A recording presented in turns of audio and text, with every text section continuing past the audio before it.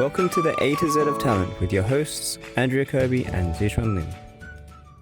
Hi everyone, and welcome to our webinar, The A to Z of Talent. I'm one of your co-hosts, Andrea, and I'm joined by Z. The idea of this podcast is that we are going to be looking at the A to Z of transformation, change, brilliant new ideas and initiatives, and also the case studies of our talent community. With a background in TA and talent operations, Z and I are absolutely passionate about what we can do to make our profession better and continually improving. So that's what we're setting about today and to do today. And on the way, we are going to also bring you some new and innovative vendors in the market that you may not have heard about that are doing fantastic things. So today we're covering the letter G and we're talking about geofencing. So over to you, Z. Yeah, thanks, Andrea. So today we'd like to welcome Jemma and David from Crooton. So I think what we will do first is maybe quick personal introductions. Jemma, would you like to go first? Absolutely, yeah. Thank you so much for having us. I'm really excited to talk to you. So my name's Jemma. I am one of the account directors here at Crooton, and I'm based in the UK. David, do you want to introduce yourself too? For sure. Thank you, Jemma. And thank you again to Z and Andrew for this opportunity. I'm David Hoath. I'm based in Australia and I've been very recently appointed to lead the commercial activities of Crooton across Australia and New Zealand. Just by way of quick introduction, my background, I've had a pretty lengthy career in media, running newspaper companies, radio businesses around the world, and employment marketing, for one generic term, is very close to my heart. One of the things that I once had the great privilege of managing was the Fairfax Metropolitan business, so the Sydney Morning Herald, the Age, the Financial Review, the Canberra Times, which of course were the so-called rivers of gold for Fairfax, which was all jobs advertising. So I feel I have a certain affinity to all things to do with employment branding, jobs marketing generally. So I'm hoping I might be able to bring a little bit of value to the table. So that's me. Cool. And some of us might remember the good old days of agency recruitment, trying to flog an AFR ad on a Friday afternoon to a client. I've got a special discount just for you. Absolutely. No, I mean, obviously, it's. I think it's worth just for a moment sort of dwelling on the fact that the world has moved on dramatically, just say in 15, 20 years, because Andrea and Z will both know what I mean when I say that the Saturday Age or the Saturday Sydney Morning Herald used to be so thick, and a very big chunk of that was jobs advertising, the My Career section, and those days have clearly gone now, and the world has moved on. I'm going to age myself. Literally used to sit there on a Saturday morning with my cup of tea and the Age, watching Hey, It's Saturday, whilst I look for jobs as a library technician in Melbourne. Indeed. So under L. But you know, nothing has changed. We still have many people looking for jobs, either passively or more aggressively. And you know, there is a very great need in the market to come up with better technological solutions going forward. And I think we have something here that will be of interest to your viewers. Yeah, excellent. And it's a great point to bring in Crooton. You know, what is Crooton? What do you do as an organization? So we offer a very unique set of products, and our main kind of attraction and selling point is that we offer something called employee fencing.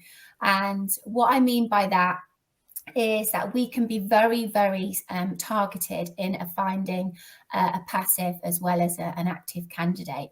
So we are a great support to an internal team that are really struggling to find talent at the minute, and we can be very targeted in what we do.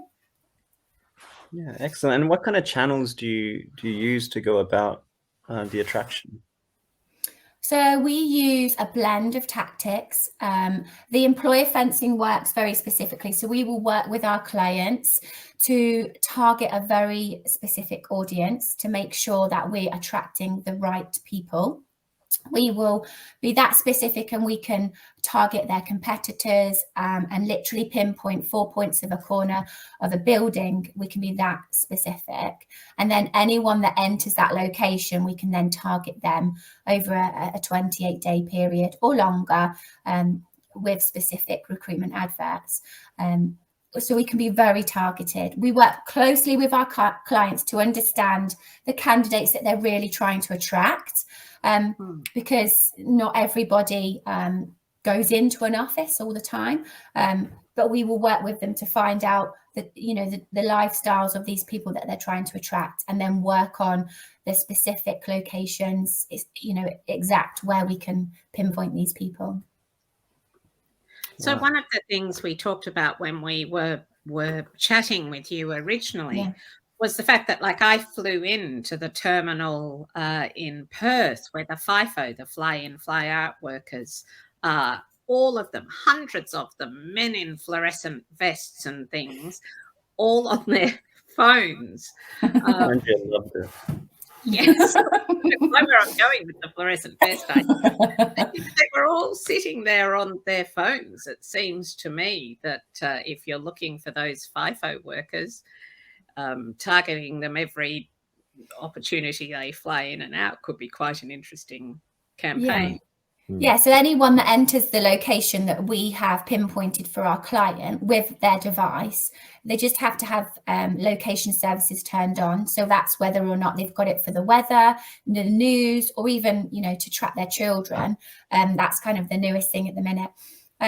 We can identify that device as an audience, and then we can follow that device around throughout the period of that campaign. So that device doesn't need to stay in that building or that location. It just needs to enter that location once, and then we can then pick that device up as an audience.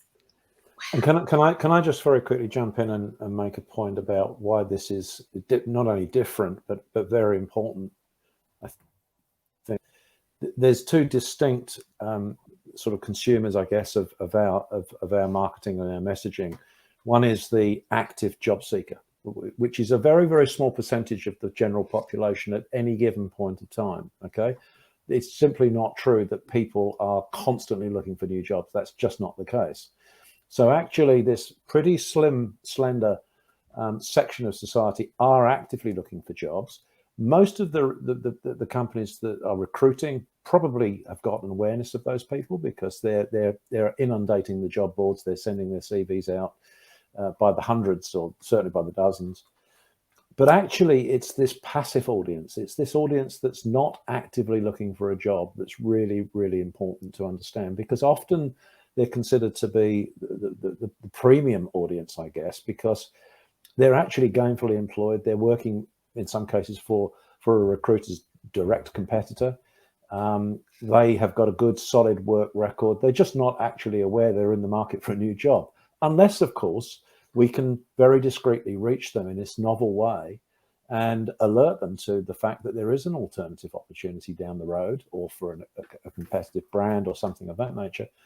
And it might just get them to think, oh, well, it's worth looking into. It's worth considering. And I think that's the point. This is the closest thing I've seen to the old newspaper jobs sections, which were very much about attracting passive audiences. And as you just alluded to, Andrea, you would pore over the pages of My Career on a Saturday with a cup of coffee at your leisure, not looking for a new job necessarily, but very interested in understanding what was going on. I think that's the point that Crooton makes in terms of what we're offering here. Absolutely. Yeah, and it's great because, you know, while we've been driven on this job board type of era the last few years, that opportunity to kind of stumble across different roles or a new job has really been taken away, in a sense, right? Because you physically have to go to the job board to have a nosy around, whereas, you know, now possibly from what it sounds like, you guys are able to serve up some opportunities to people Yeah. through the different channels that you use. Yeah. Absolutely. Yep. Nice.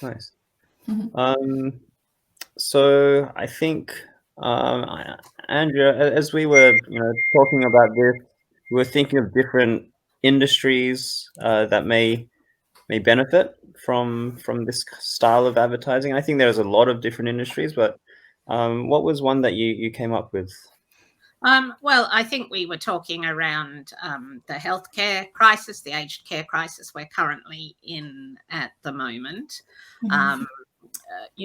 You just cannot find these people. And certainly there's a lot of international campaigns going on as well to bring people like nurses across. They're sort of top of the hiring list at the moment and skills required in Australia. Just a few years ago, before COVID, it was hairdressers, which was interesting. So how the world has changed. So I know that you've got a brilliant case study that you've done with one of the healthcare institutions in the UK. So it'd be good to hear a little bit about that. Yeah, of course. So we've worked a lot with healthcare because we launched just before COVID. So when COVID started, obviously a lot of industries closed or shut down. So the recruitment sector shrunk dramatically. So we focused our efforts on healthcare because they just dramatically needed help. So we work with a large organisation in the UK called Barchester Healthcare, and we've worked with them now for a while, a couple of years now. And they have consistently have over 1,000 open vacancies at any one time. And we help them with a selection of our products. Now, they came to us initially to help with some support roles, so support worker vacancies all across the UK. And with those, we've identified specific competition that we target, key locations that these people might go to or work. And then we will serve them the particular advert. And we've had great success with them. We've had amazing results, and they are constantly upping what they're doing with us because they just find it just so effective. And then recently, we have worked with this client because they know our products so well that we've actually evolved in the market a little bit very recently and offer something called a vacancy marketing tool. Now, we've trialed that with this particular client, and what that does is it's almost an alternative to a job board where you will have a certain amount of credits every month. They pick 100. And what they will do is use this vacancy marketing tool as an alternative to a job board.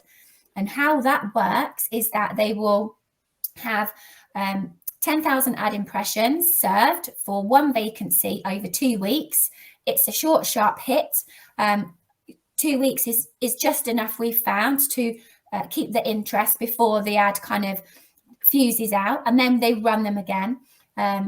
And we found that we are getting a better click-through rate for applications for the short, sharp hit, and also better visits to their website. So we are evolving with this client as well, which is very exciting. I think that makes a lot of sense to me. I've been, a little disparaging of job boards in the past, unless you're using them in a programmatic way and targeting people and those sorts of things. The traditional post a job for 30 days and it drops down the list. You're looking at a day or something where it's in people's consciousness, and they've got to think to apply that day. Absolutely. Before it gets lost, or you have to pay more to get it back at the top again. Exactly. Yes. Do you have any numbers, Jemma, around how this method works better than other methods, or their baseline perhaps? So this product we've trialed with this client, and they are getting small numbers of applications. So obviously the campaigns are smaller, so the results are smaller, but it's more of a targeted approach to and more of a cost-effective approach to a job board. So you'll get the minimum is 10 a month. They're using 100. and they get about 4 or 5 different templates on the platform that they just used. It's really quick. It's extremely targeted. We're getting a good click-through rate for them and more quality applications and better web engagement. And that's the feedback that we've had literally in the last couple of weeks. Yeah. So they are a client that we work very closely with. They've been there from the beginning. Healthcare, Andrew, you're right, is at its all-time high, and we will look at where we can attract these candidates. So, you know, one ad might be a different location to another, and there's always kind of A/B testing. So we will always look at, you know, what advert is working better. Would we recommend that to that client using it again? We'll always look at the parameters around that. There are always going to be harder locations to recruit than others. You know, there's obviously more populated and then, you know, dense areas. So there isn't any kind of one rule fits all. Is, you know, employer fencing, ad delivery is kind of where we go. But we will always work with our client to try and make sure that it's working. We monitor it all the time, daily, weekly, making sure there's a good click-through rate. Typically, we will look at a click-through rate on an ad delivery to look good on 0.3%. So we will always push for more. We're a bit greedy. Obviously, we want our clients to repeat book with us. So anything below that, we will look at tweaking stuff. Anything above that, we'll look at what's looking good, what's working, and push that harder. Yeah. Z as well, when I was doing my sort of due diligence around the Crooton offering before I came into the business, what I discovered was that, as Jemma just alluded to, click-through rates typically from job boards and other alternatives is ordinarily somewhere around that sort of 0.3 to 0.5% sort of area. The 4 case studies that we have published and that are openly available all clearly show a return of at least 4 times that amount using the Crooton technology. So, you know, exponentially, we can prove that we are that much more effective. And by the way, we are very, very cost effective as well. So often at a lesser cost than you would have had to have spent to get that number using a job board. So it's the double whammy. It's pretty good. I can imagine like the targeting, especially for some kind of remote areas or less populated areas, maybe. I mean, you know, back when I was working for a telco, we had stores all over the country, right? And your capital cities, your main hubs, very easy to recruit for. But then you have some which are in country towns, for example, which, you know, as the recruitment team, we don't really know unless we're down there or we're advertising the local paper, back to the paper, right? There's not really other avenues to attract candidates, and some of the demographics that we were targeting maybe weren't reading the paper anyway, right? So and there's a massive difference here in Australia, of course, because the tyranny of distance, right? I mean, if you're someone based in Perth and you're looking to apply for a role in Melbourne or Sydney, which is perfectly reasonable to do, and that employer is very keen to talk to you because obviously they're desperate to fill the role and there's an absolute chronic shortage of talent out there. But of course, the big issue for many employers in Australia is, are they prepared to cover relocation costs? Because they are significant. If you're looking at uplifting a whole household, kids, schools changes, all of those sorts of things, these things do not come cheaply. In Europe, conversely, if you're applying for a job in Manchester and you happen to be in London, you know, you're talking something that's 2 hours away on a train. It's not quite the same. So there's a lot of other factors that we have to be very aware of here, which is that major employers who are looking to fill hundreds of jobs, they have to be, frankly, sensible, because at the end of the day, they could spend an absolute vast amount of money on trying to attract people from interstate with all of those on costs that go with it. It's it is different. Back 20 years ago now, BHP created a shared services centre in Adelaide, and it was my job to fill up that shared services centre, and Adelaide didn't have enough people, and golly, I'm even trying to think I think Seek might have just been starting, or they were fairly new. And we were running bus tours. I was bus tours of Adelaide. Let me show you this beautiful city. Very hands-on sort of recruiting. Sure wasn't an excuse to go on a pub crawl. I'm sure we all know that I did do a pub crawl. Yeah, the ancient pub. I bet you did. It's good to also mention as well that when the candidate journey, they can land directly on the client's website and go through their application process, or they can land in our ATS and we can shortlist everybody. Whatever the client wants, we can accommodate. But it's really key to mention that everyone that applies, and if they are happy, if the client is obviously wanting to interview that person, there's no extra charge. We charge per campaign, and then the results that we get and the applications are all the clients that we don't. There's no surprises in extra fees or anything. So it's obviously good to mention that again, it can be extremely cost effective. And just slightly off topic, I'm currently doing some research into careers websites in Australia, and part of it is looking and applying for a job. And one of the questions that we're getting our researchers to answer is, if there's no vacancies for what you're looking for, does the system throw up other jobs that might be similar? What's been interesting is that they've thrown up another job that's quite similar, but the job's in China if it's a global organization and things. So there's still some, once you're on a company's website, it still can be quite hard to find that location-based role. Yeah.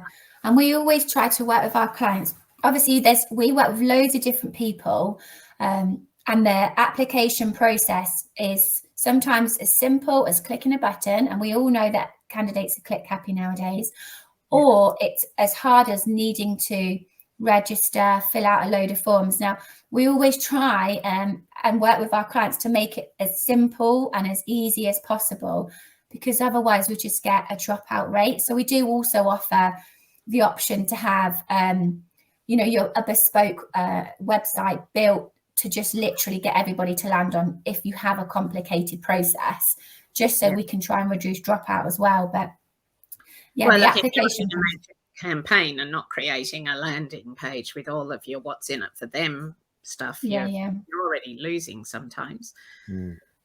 Yeah. So you guys have been around for a couple of years, launched just before COVID, like many great businesses such as Talent Tech Solutions. Have you guys done anything in Australia so far?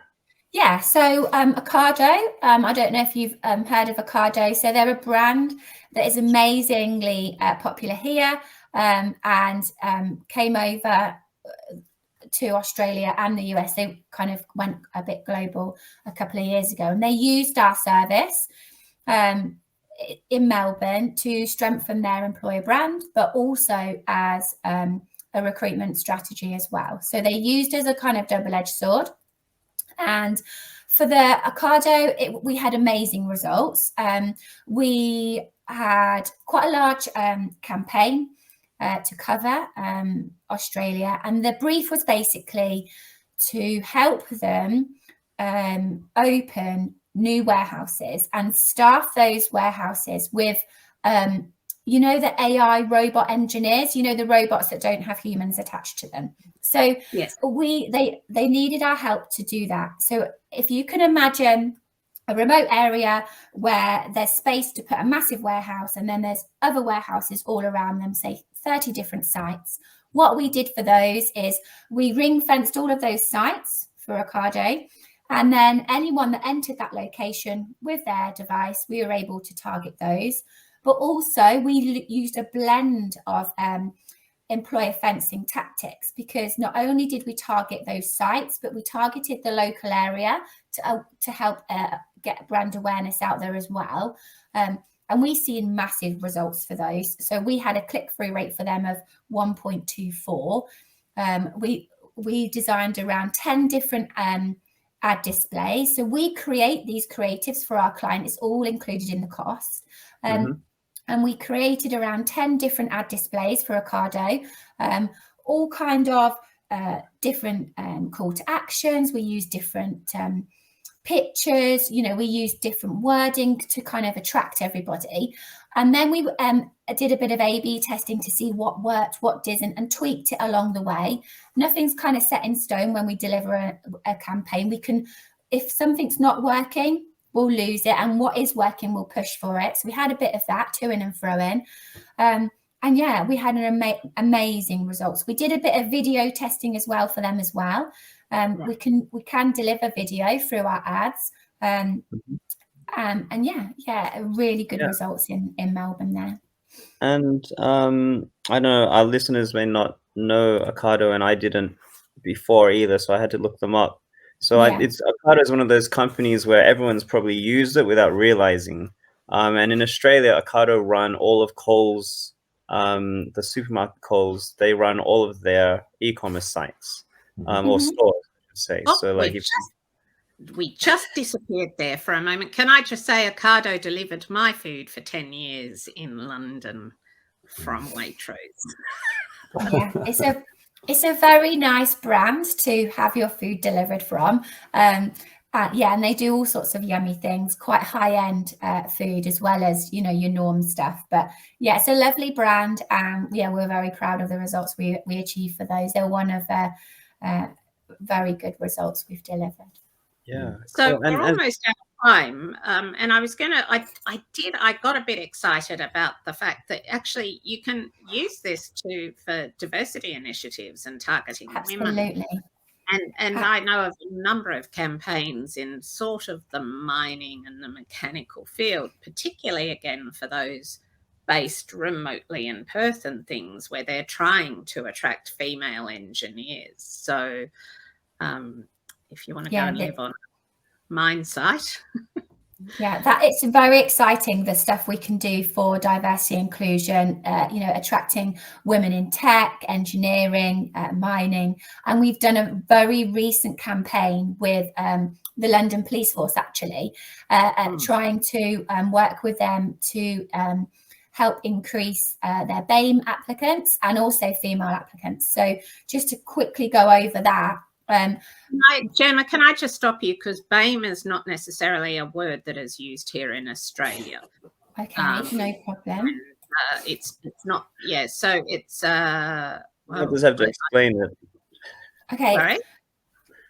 You might just have to explain it. You have no problem here, Andrea. I had to ask exactly the same question myself only a couple of days ago, and I was. I worked in London and did BAME recruiting. Yeah, yes. I was illuminated and educated to discover that it stands for Black, Asian, and minority and ethnic.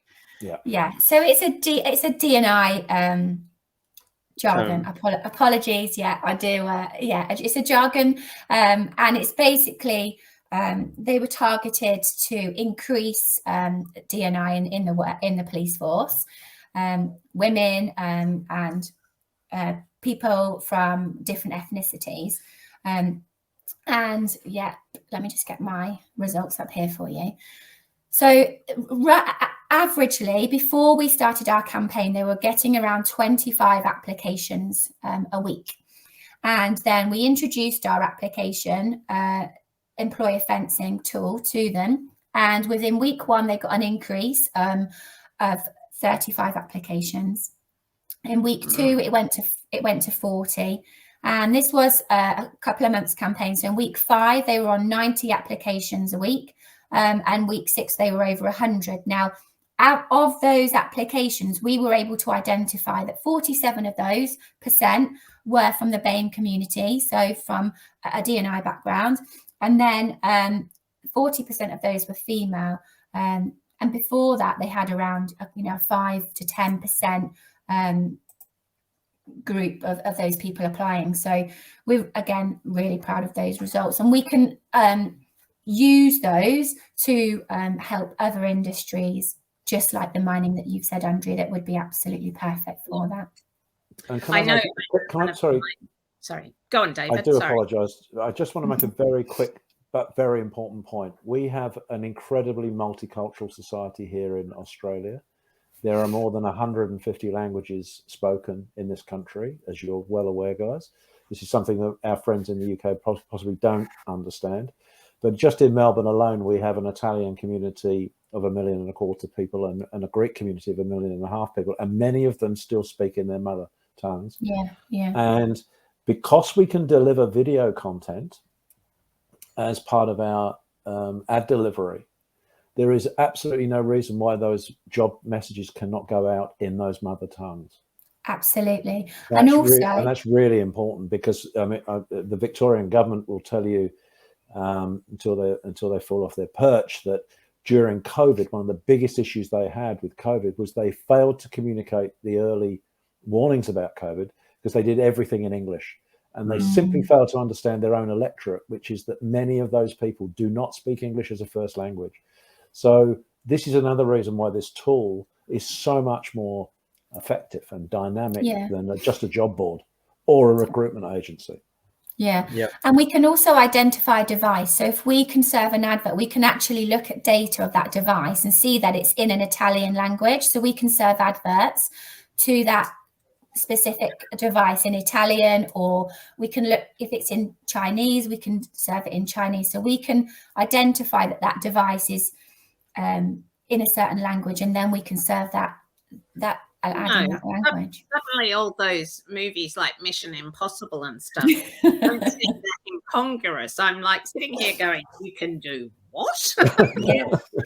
And I'm guessing, there's loads of stuff we can do.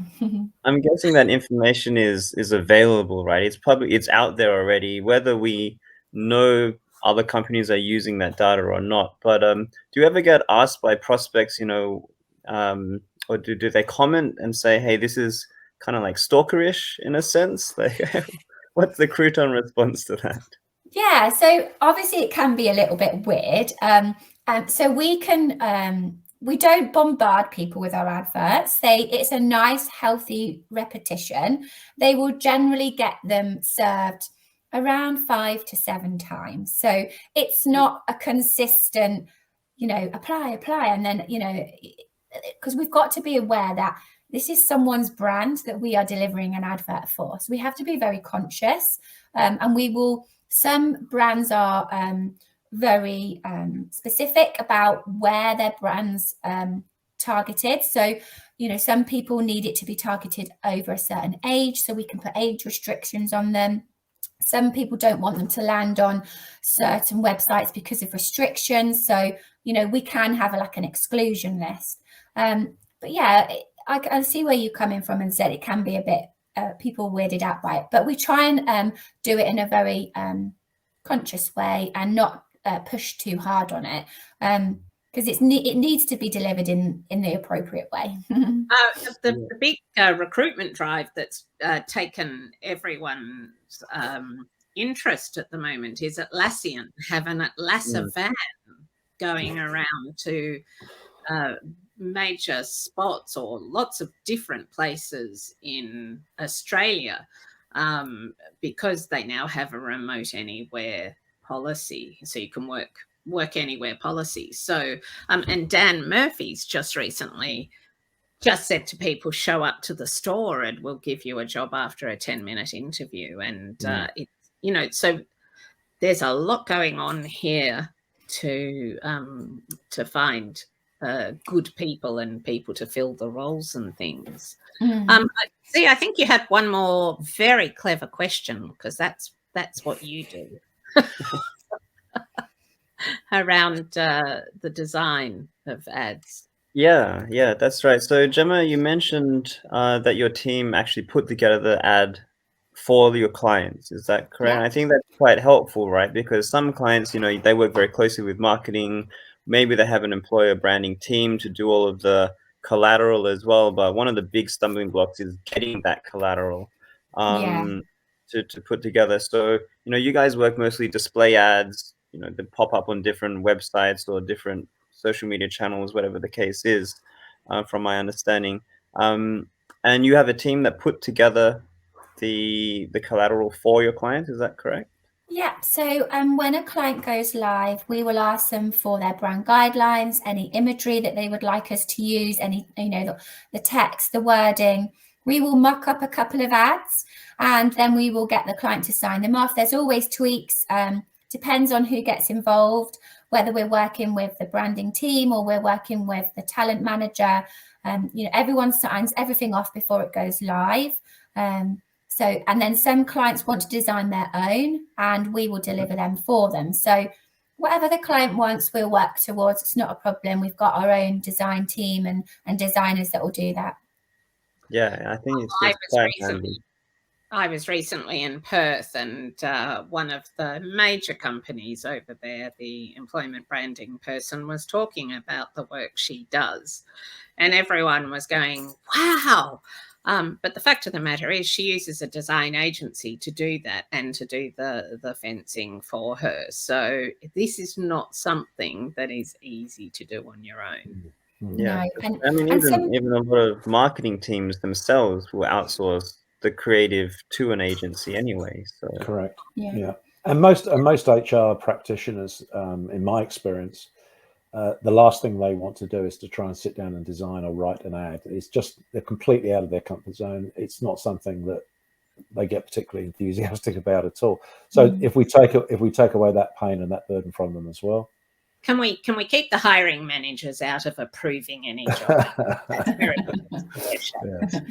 But we will also guide people. So you're right. Some people haven't got a clue where to start or what it should say or how it should look. It's very new to people. And obviously we've done it for a while now. So we'll know what wording works, what call to action, what pictures. We need to have pictures that relate to the role, not just any random stuff. So we will guide the client on what we feel works best. And obviously that's why we've got David. He's on the ground in Australia. He knows the industry. He knows what, the people relate to in Australia. So he will be the force that is driving our business that way. Yeah. Guiding us to what's right and wrong. So we put all of your contact details in the links and everything that we do. Great. If anyone wants an introduction directly to Crooton, certainly reach out to Z and I, and we're happy to do that for you as well. And I am very sure, if I have my way, we're going to get Jemma out here next year. I'm coming. I definitely want to be with you. It would be so lovely to come and if Jemma and I get this sorted, yes, she's coming out here. Yeah, but everybody that is interested, obviously come to yourself, Z, and obviously to David. David is on the ground there running it all. So I'm just here for support. My line is I'm just here to look pretty and see you look amazing. Look, I really enjoyed that. It's been something I've been talking about since I've arrived back in Australia. And I remember when I went for a job and actually talked to a retail company about doing this, I was told I was too experienced. So maybe they're ready for it now. Yeah, we've got to try something new. Yeah, exactly. So Jemma and David, thank you very much for your time. It's been an absolute pleasure. Yeah, likewise. And I do. And Z, this is brilliant. I think we're onto something. The A to Z of talent. Good. This one's done. Yeah, sorry, I missed that. Right, good to have the first one done. Yeah, and with such fabulous people. So we've really enjoyed getting to know you over these few weeks. It's really interesting as well. I think we'll be able to, bring to light so many different case studies, right? And different options for people to explore and, find out more about. So it's really good. I think what Crooton is doing is like, it's very unique. Which is, why it's so interesting, but you've got some really good wins on the board so quickly as well. So yeah, and there's so much we can do with it to help teams, just solve a problem, help give something a bit different. So yeah, thank you so much. To know you. So everyone, you will love working with Crooton. We don't get paid for this endorsement, but definitely do reach out to them. Z, thank you very much for co-hosting with me today. Thank you, Andrea, as well. And thanks again, Jemma and David. Thank you both. No problem. Thank you so much. See you later. Bye-bye.